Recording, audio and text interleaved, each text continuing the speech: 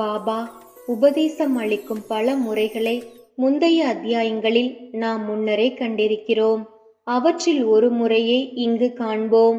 தாங்கள் சிறப்பாக பாராயணம் செய்ய விரும்பிய சில மத சம்பந்தமான நூல்களை பாபாவிடம் எடுத்துச் சென்று அவரது திருக்கரங்கள் பட்டு புனிதமாக்கப்பட்ட அவைகளை திரும்ப பெற்றுக்கொள்வதும் சிலரின் வழக்கமாக இருந்து வந்தது.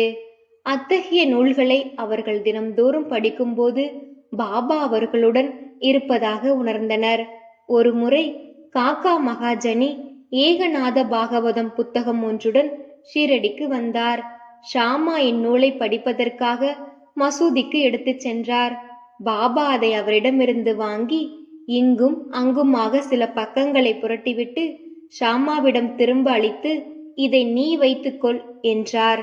அதற்கு ஷாமா, அது காக்காவுடையது, அவருக்கு அதை திரும்ப கொடுத்து விட வேண்டும் என்றார். அதற்கு பாபா, இல்லை இல்லை, நான் உனக்கு அளித்ததால் நன்மைக்காக உன்னிடமே வைத்துக்கொள், உனக்கு அது பயன்படும் என்று கூறினார். இவ்விதமாக பல நூல்கள் ஷாமாவிடம் ஒப்படைக்கப்பட்டன. காக்கா இன்னும் சில நாட்களில் மற்றொரு பாகவதத்துடன் வந்து அதை பாபாவின் கரங்களில் அளித்தார்.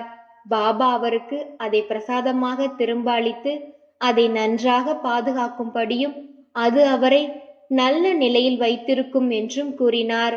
காக்காவும் அதை வணக்கத்துடன் பெற்றுக்கொண்டார். ஸ்ரீ சாயியை பணிக. அனைவருக்கும் சாந்தி நிலவட்டும். அல்லாஹ் மாலிக்.